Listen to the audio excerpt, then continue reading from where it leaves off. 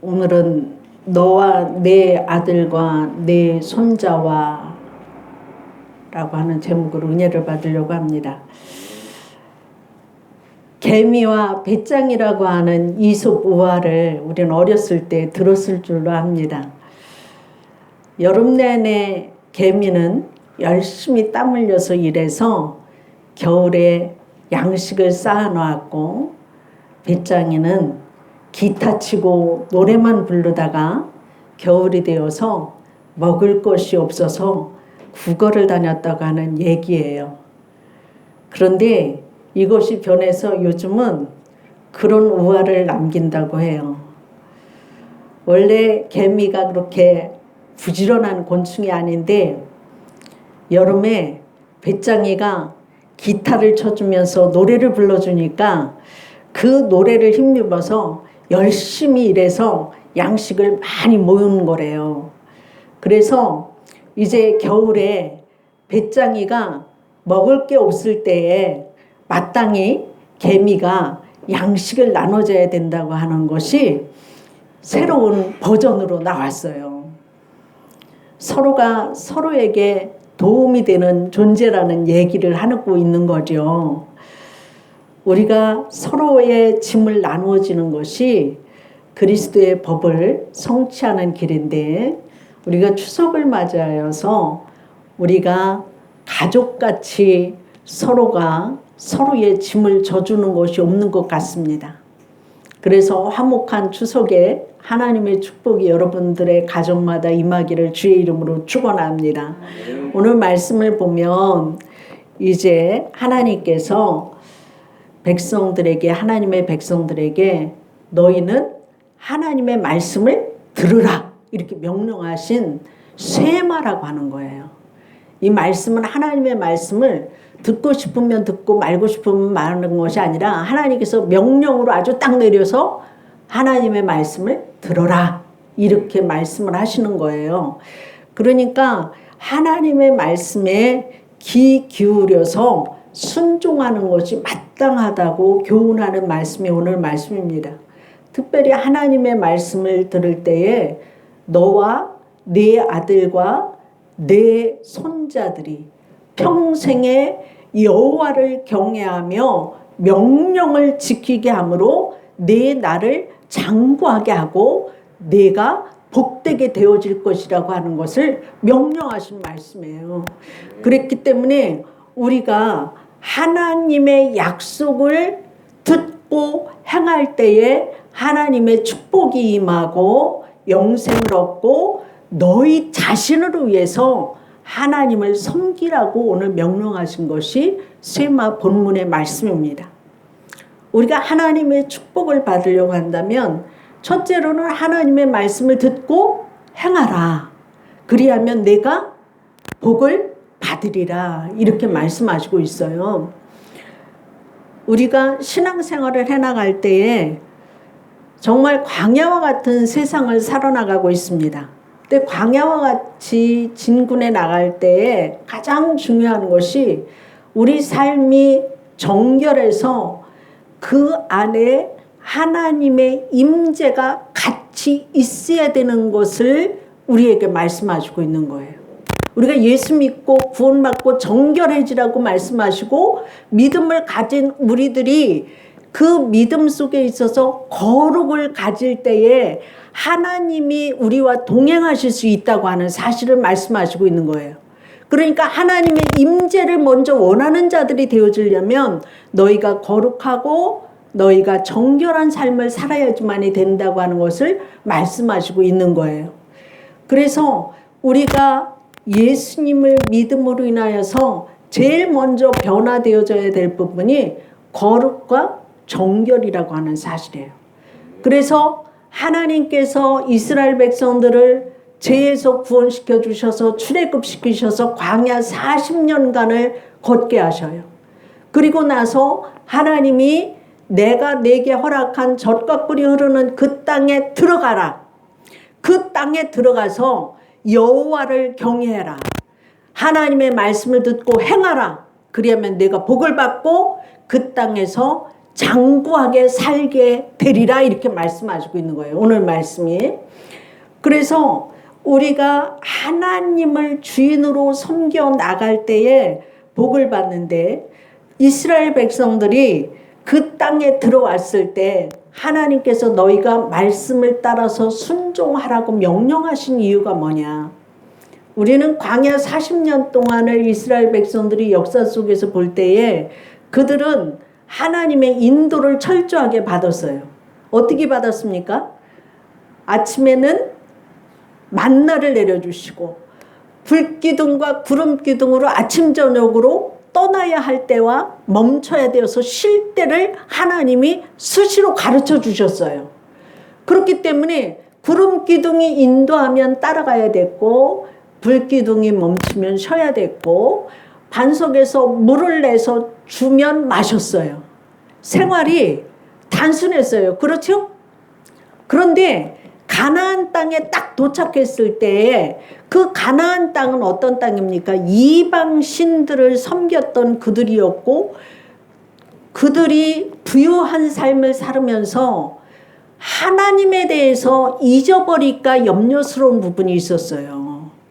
그러니까 내가 좀 어렵고 힘든 광야 생활을 할 때는 하나님 앞에 도와달라고 무릎 꿇고 기도할 때가 많이 있지만 내가 배가 불러지고 내가 살기 좋은 때가 되면 하나님께 예배하는 것이 게을러지고 기도하지 않게 되고 그리고 또 세상을 따라가다가 보니까 유혹이 엄청 많이 나타난다고 하는 사실이에요. 그렇기 때문에 그 유혹에 넘어지면 하나님을 버리고 하나님의 말씀을 따르는 것보다 세상 사람들이 살아가는 법도에 따라서 세상을 따라가게 된다고 하는 사실이에요. 그렇기 때문에 하나님께서 인간을 아시기 때문에 너희가 하나님의 명령을 따라서 살아갈 때 복을 받을 것이고 너희가 그 땅에서 오래도록 살게 하기 위해서는 하나님의 명령을 따라서 살으라고 말씀하시고 하나님 한 분만을 섬길 때에 마음을 다하고 뜻을 다하고 정성을 다해서 주 너희 하나님을 사랑하라고 이렇게 말씀하신 것을 볼 수가 있는 거예요. 그래서 우리는 이 말씀에 있어서 잘되고 형통하게 하기 위해서 하나님이 말씀을 주셨는데 믿음의 대를 이어가라고 말씀하시고 있어요. 믿음의 대를 이어갈 수 있도록 너희가 가정에서 가르치고 삶에서 우선순위가 무엇인지를 분명히 알고 하나님이 그 가정에 주인이심을 고백할 수 있도록 자녀들에게 믿음을 부어주고 말씀을 따라서 살아나가는 것을 보여주고 그렇게 키우라고 명령을 내리고 있는 거예요. 우리가 추석을 맞이하면서 각 가정마다 가장 먼저는 하나님 앞에 예배로 시작하시기를 주의 이름으로 축원합니다. 그 가정의 주인이 된다고 하는 것은 바로 하나님께 예배를 드림으로 인해서 우리의 신앙의 고백이 나타나는 거예요. 그리하여야지만이 죄를 짓지 않게 되어 있어요. 하나님을 주인으로 섬기지 않으면 우리는 세상 속에 따라가는 삶을 살다가 보면은 죄 짓는 일밖에 하지 않아요. 놀면서. 우리는 가장 먼저 해야 될 것이 하나님이 나의 삶의 주인이 되어 주셨듯이 하나님을 경배하는 법을 제일 먼저 가정 속에서 예배를 통하여서 드릴 때에 우리의 삶이 복되게 하신다고 하는 사실을 오늘 말씀하시고 있어요. 요즘 결혼식을 가보면 70~80%가 주례가 없어졌어요. 주례사가 없어졌어요. 그래서 이번에도 제가 가보니까 좀 달라진 결혼식이더라고요. 뭐냐면은 제일 먼저 그 신랑 부모님이 먼저 웨딩 마치에 맞춰서 들어가고 그 다음에 신부 부모가 웨딩 마치 들어가고 그 다음에는 그 신랑 신부가 입장하더라고요. 그리고 나서 주례사가 그전에는 나와서 뭐 이렇게 살아라, 뭐 검은 머리가 파뿌리가 되도록 이렇게 살아라 이런 것이 없어지고 그냥 신랑 아버지든지 신부 아버지가 그냥 덕담 한마디로 잘 살아라 그런 식으로 이렇게 되어지고, 혼인 서약하는 것도 보니까 간단하게 그냥 일상적인 것을 이렇게 하고서 끝마치더라고요. 그러니까 결혼 문화의 그 결혼식 자체도 뭐 이렇게 많이 변천되어지는 것을 볼 수가 있어요. 그런데 이게 예수 믿는 사람들은 제일 먼저 결혼식에도 예배를 드리잖아요. 하나님 앞에 우리가 어떻게 살아가야 될 것인가, 하나님의 축복에 대해서 감사하면서 우리가 예배 드리잖아요. 결혼식에 성장시키고 낳고 기르고 뭐 이런 모든 과정에 이렇게 결혼 예배가 되는데, 근데 요즘에 이제 결혼 풍속도가 달라지니까 그냥 덕담으로 그냥 끝내고, 더 심각한 것은 뭐냐면 자녀의 결혼을 더 이상 부모가 주장하지 못한다는 데 있어요. 그러니까 어려서부터 믿음으로 자라지 않으면 신앙이 아닌 자기 주장이 먼저 우선한다고 하는 사실이에요. 그래서 요즘 같은 세상에 그런 설교하지 말라고 그렇게 얘기를 하지만, 그런데 하나님의 복이 장구하려면 하나님을 경외하며 말씀에 순종하며 살 때 복을 받고 이 땅에서 장구하게 되어질 줄로 믿습니다. 가장 먼저 하나님을 섬기고 하나님 앞에 예배드리는 삶이 되어질 때에 삶을 하나님이 축복해 주신다고 하는 사실이에요. 우리는 무슨 일이 있을 때마다, 가정에 무슨 일이 있을 때마다 먼저 예배로 하나님께 올려드리는 삶이 되기를 주의 이름으로 축원합니다.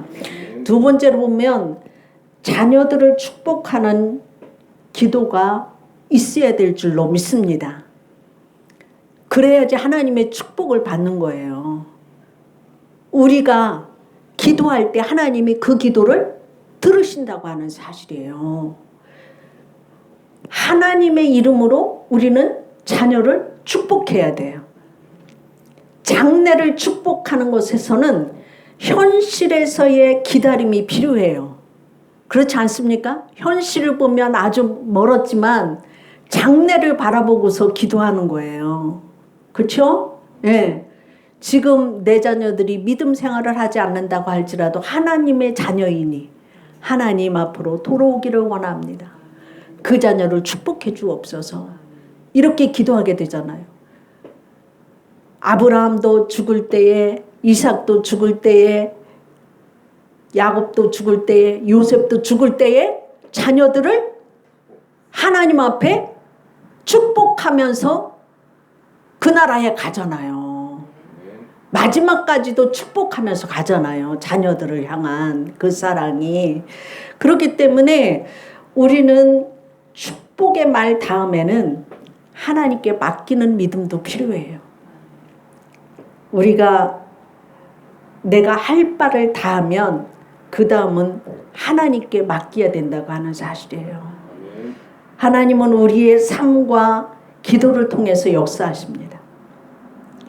한나는 기도할 때에 사무엘을 위해서 기도했지요. 아기를 갖지 못했던 여인이지만 아기를 달라고 하나님 앞에 나와서 기도하고 하나님께서 그 아들을 허락하셨을 때 그 시대를 살리는 사무엘을 낳았고, 낳자마자 그가 하나님의 성전에 드림으로 인하여서 사무엘이 하나님의 성전에서 자라면서 말씀으로 자랐기 때문에 그 시대를 살려낼 수 있었던 것을 볼 수가 있어요.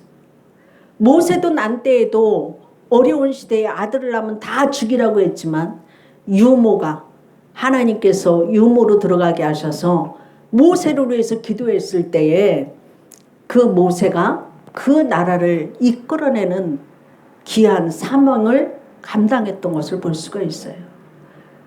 그뿐만이 아니라 디모데도 그 외할머니의 믿음과 그 어머니의 믿음의 유전을 따라서 살았을 때에 디모데가 사도 바울의 뒤를 이어서 말씀을 전하는 귀한 사역자가 되었던 것을 볼 수가 있어요.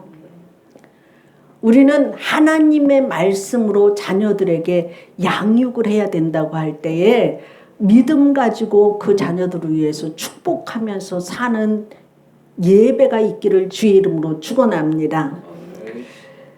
1867년에 러시아가 미국 정부에 알래스카를 매각하고 싶다고 하는 의사를 밝힐 때에 총 720만 달러의 그 알래스카를 매입을 했어요. 그럴 때에 그 미국의 스와드 장군이 그거를 매입했을 때 냉장고가 필요해서 그 땅을 사느냐고 얼음덩어리 땅만 산다고 비난이 엄청 심했어요. 매입 후에 그 슈어드 장관이 나는 단지 알래스카에 눈 덮이고 얼음 덮인 땅만 보고서 사지 않았다. 그 땅에는 수많은 자원이 들어있다. 그래서 그 땅을 매입했다. 이렇게 발표를 했어요. 근데 그 알래스카가 지금 러시아에 그 대결을 할 때에 미사일을 그곳에 가서 배치해 놓고 있고 또 그 알래스카 땅이 얼음덩어리 산이라고 사람들이 비난을 했지만 그 속에는 금, 은, 석유, 자원이 말도 못하게 크게 많이 있는 거예요.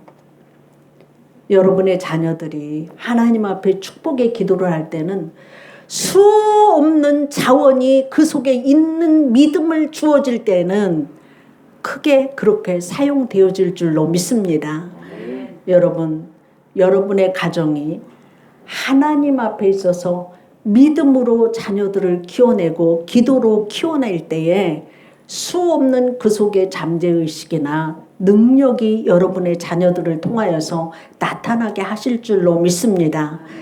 하나님의 명령을 듣고 행하는 가정, 하나님의 명령의 말씀을 따라서 살아갈 때에 이 땅에서도 장구한 복을 받는 여러분들의 가정이 되기를 주의 이름으로 축원합니다. 기도하겠습니다. 사랑의 하나님 감사합니다. 오늘도 저희들에게 하시는 말씀이 너희는 하나님의 말씀을 듣고 행하라. 그리하면 내가 너에게 복을 줄 것이고 그 땅에서 장구하게 살게 될 것이라고 말씀하신 주님. 우리가 주의 말씀을 가장 사모하게 하여 주시옵시고 주님을 가장 사랑하는 가정들 되어지게 하여 주시옵시고 우리의 자녀들이 말씀에 순종함으로 복을 받고 살아갈 수 있게 하여 주옵소서. 특별히 우리의 성도들의 가정의 자녀들이 하나님을 잘 섬김으로 복을 받게 하여 주시옵시고 아버지 하나님이시여 또한 우리들의 자녀들에게 아버지 하나님 또한 손자들에게 주의 말씀을 가르치고 행할 수 있는 믿음의 선조들이 되어줄 수 있도록 축복하여 주옵소서. 감사하며 예수님 이름으로 기도드리옵나이다. 아멘. 끄세요 이거. 빨리 끄셔야지 이거를.